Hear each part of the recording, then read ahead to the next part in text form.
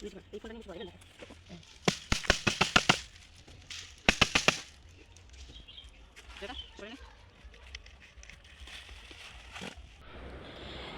বন্ধুরা, তোমরা কেমন আছো? আমি খুব ভালো আছি। তো দেখো, বোতল আর কাঠি নিয়ে চলে এসেছি। একটা বোতল দিয়ে কিভাবে সহজে ঝাঁটা বানানো যায়, তো সেটাই তোমাদের সাথে একটু শেয়ার করব। আর তোমরা পুরো ভিডিওটা দেখতে থাকো, কেউ স্কিপ করে চলে যাও না। আশা করছি ভালো লাগবে। তো চলো, পুরো ভিডিওটা তোমরা দেখতে থাকো। দেখো, আমি বোতলটার পেছনটায় যে 5টা ডুমো হয়ে থাকে, ওই 5টা ডুম আমি এইভাবে কেটে নিচ্ছি। বটি দিয়ে কেটে 5টা ছিদ্র করে নিচ্ছি। দেখো, মাঝখানে কিন্তু জয়েন্টটা থাকবে। আর এইবারে আমি কাঠিগুলো অল্প অল্প করে নিয়ে ওই ছিদ্রের মধ্যে ঢুকিয়ে দেব। কাঠিগুলো কিন্তু খুব ভালো করে খেঁচে নিতে হবে, কাঠির পেছনটা যেন সমান থাকে, তবেই ঝাঁটাটা খুব সুন্দর হবে।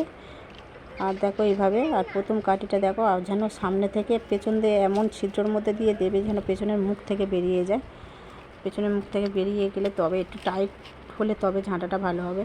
তো এই রকমভাবে যদি তোমরা ঝাঁটা করো, তো ঝাঁট দিয়ে দিয়ে পুরো কাঠি ভেঙে ভেঙে মুড়ো হয়ে যাবে, তবু এই বোতল থেকে খুলবে না।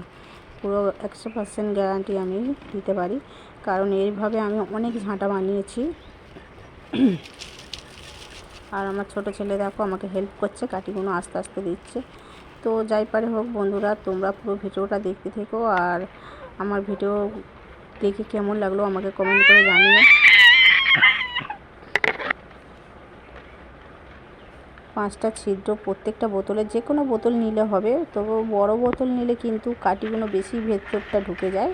তো তোমরা 200 গ্রাম যে বোতল, বাচ্চারা যে ফুটি খায়, মাজা খায়, ওই 200 গ্রামের বোতলগুলো হলে একটু সুবিধা হয়, কারণ আমি ছোট বোতল নিয়েছি, তোমরা দেখতে পাচ্ছ।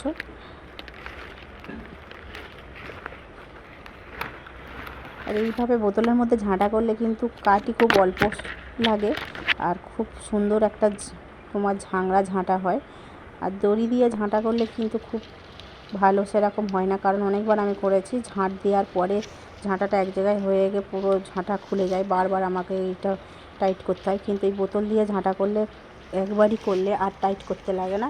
তো যাইবারে হোক, দেখো এইভাবে আমি ভালো করে ঝাঁটা কাঠিগুলো গুঁজে গুঁজে গুঁজে গুঁজে পুরো দিয়ে দিচ্ছি, কারণ চেপে চেপে না ঢোকালে ওই যে একটু আধটু ফাঁক টাক আছে, ওর মধ্যে কাঠিগুলো ভালো করে টাইট করে করে দিতে হবে। আর একসাথে সব কাঠি কিন্তু একসাথে গুঁজে দেওয়া যাবে না, 2-3টে করে নিতে হবে, আর এইভাবে টাইট করে করে দিতে হবে, কারণ একসাথে সব কটা দিতে গেলে কিন্তু কাঠি ভেঙে যাওয়া সম্ভাবনা বেশি।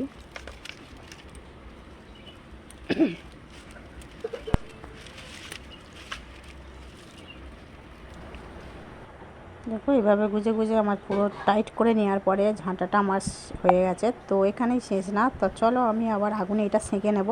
আগুনে সেঁকে নেওয়ার পরে যে বোতলের যে ফাঁক টাকগুলো থাকে, আগুনে সেঁকার পরে কিন্তু ওগুলো একদম মানে আগুনের তাপেতে গুলে জয়েন্ট হয়ে যায়, কাঠির সাথে আরও জাপটে যায়, খুব সুন্দর হয়। তারপরে বোতলটা পুরো সমান হয়ে যায়, হাতের সাথে পুরো সেটিং হয়ে যায়।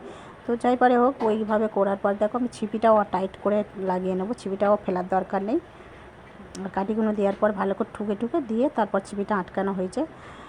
তো বন্ধুরা, ভিডিওটা আমার এই পর্যন্ত, আর বেশি বড় করছি না। তো আমার ভিডিওটা কেমন লাগলো তোমরা কমেন্ট করে জানিও।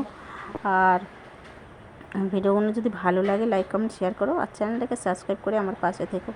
তো চলো বন্ধুরা, আজকের পর্যন্ত ভিডিও এই পর্যন্তই, আবার পরের ভিডিওতে দেখা হচ্ছে। তো টাটা, বাই বাই, সবাই ভালো থেকো, সুস্থ থেকো, সাবধানে থেকো।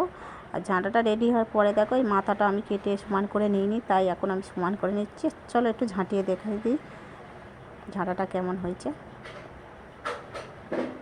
এইভাবে ঝাঁটা করলে কিন্তু দড়ি দিয়ে যেরকম ঝাঁটা করো তার থেকে খুব সুন্দর, খুব সহজেই করতে পারো, আর কম কাঠি লাগে, আর ঝাঁটাটাও খুব মজবুত হয়। তোমরা একবার বাড়িতে ট্রাই করে দেখতে পারো। আমি তো অনেক কটাই করেছি, আমার খুব ভালো লেগেছে, আশা করছি তোমাদেরও ভালো লাগবে। চলো টাটা।